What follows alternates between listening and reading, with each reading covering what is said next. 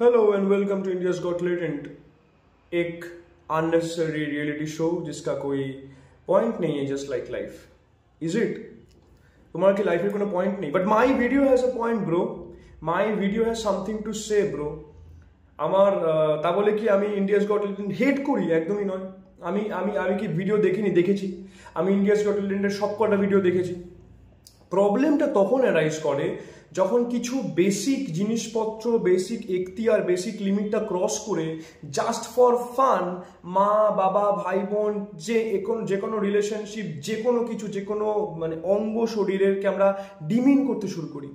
যখন কোয়েশ্চেনটা সিভিলাইজেশনের উপরে ওঠে তখন প্রবলেমটা হয় যে এইটা তো কমেডি নয়, এইটা তো খারাপ নয়। এবারে এখন আরও একটা আমার কিছু কিছু জিনিস বলার আছে, আমি বলবো, বাট কয়েকটা জিনিস মানে বলতেই হয়। সেটা প্রথম কথা হচ্ছে, এখন বদনাম আর নামের মধ্যে কোনো পার্থক্য লোকে দেখছে না। ওই বদনামের মধ্যে যে নাম আছে, পিপল আর ফেমাস আর ইনফেমাসের মধ্যে পার্থক্যটা ভুলে গেছে। বদনাম আর নামের মধ্যে পার্থক্যটা ভুলে গেছে। এভরিথিং মানে যতই সেটা বিলো দ্য বেল্ট হোক, that has become sick, that is sick, this is dark bro, this is dark bro. এই ডার্ক কমেডি করতে করতে জীবনের অধিকাংশ পার্ট ডার্ক হচ্ছে, আর ভবিষ্যৎটা কত ডার্ক হচ্ছে তার একটা নমুনা যেটা গতকাল ঘটেছে, যেটা বিয়ার বাইসেপস রণবীর আলাবাদিয়ার মতো কাউকে এটা বলতে হয়েছে। আমি প্রথমে ওর সরির ভিডিও দেখি, আমি জানিও না ও কি বলে, আমি খেয়ালও করিনি। I saw his apology video first and then I understood যে ও কি বলতে চেয়েছে। আমি তারপরে দেখলাম যে ও কি বলেছে, ভুল করে কি বলেছে। এবার ও কি ইচ্ছে করে বলেছে?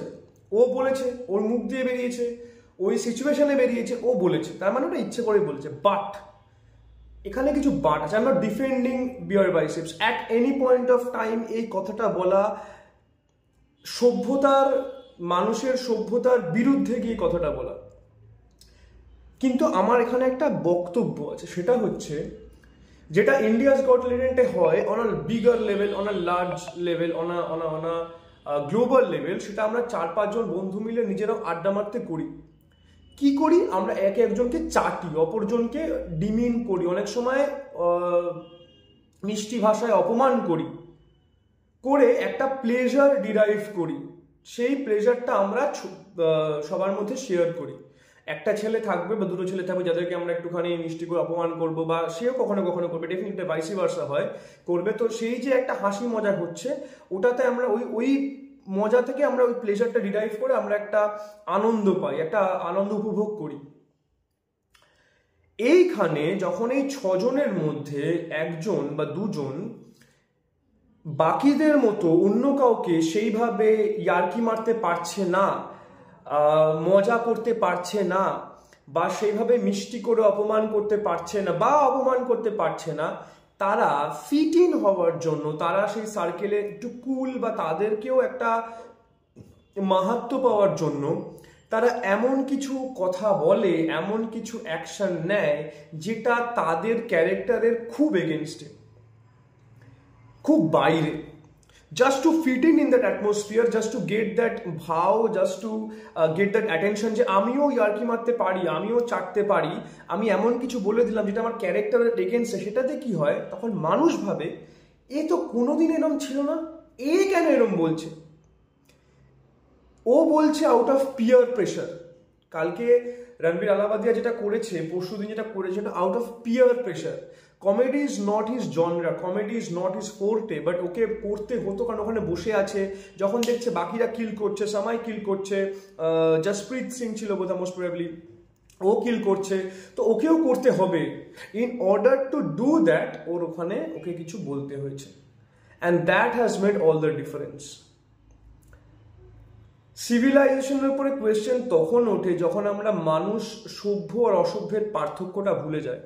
কালকে আর একটা ভিডিও যেটা খুব ভাইরাল হয়েছে, সেটা হচ্ছে একজন স্পেশালি এবেলড লোক, তার হুইল চেয়ারে বসে আছেন, তার কুকুর সক্স টেনে খুলে দিচ্ছে, এবং তাকে জিজ্ঞেস করলো সামাইরা নাম যে আমি যেটা করি সবার সাথে ইয়ার্কি মারি, আমি ইকুয়াল ভেবে করি, এটা কি ঠিক? তখন ছেলেটা বললো যে তোমার শোতে যারা আসছে তারা জেনে আসছে যে তুমি তাদের ইয়ার্কি নেবে, তুমি তাদের মজা নেবে। এটাও যেমন সঠিক কথা যে তারা জেনেই যাচ্ছে, জেনে বুঝেই যাচ্ছে যে সামাইরানা শোতে যাচ্ছি, আমি একটা পাবলিসিটি পাবো, আমার একটা বড় নাম হবে, বা আমার ভিডিওগুলো ভাইরাল যাবে যদি সেগুলো মানে সেগুলো দেখানো হয়, বাট আমাকে সামাই রানা খুব চাটবে, প্রচুর বাজে কথা বলে, কিন্তু সেটা জেনেই সে যাচ্ছে।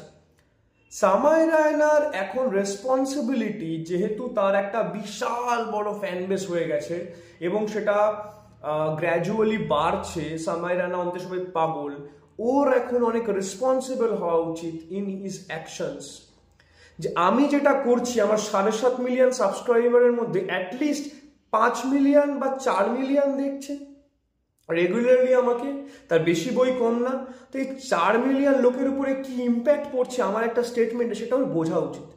জাভেদ আখতার বলেছিল যে যখন কোনো খাবারের টেস্ট হয় না, তখন আমরা সেখানে ঝাল দিয়ে দিয়ে টেস্ট বাড়ানোর জন্য ঝাল দিতাম। তো যখন কেউ কনভারসেশন হোল্ড করতে পারে না বা ভালো কথা বলতে পারে না, তখন গালাগালি দিয়ে সেটাকে স্পেশাল বানানো হয়, সেই কনভারসেশনটাকে স্পেশাল বানায় গালাগালি দিয়ে।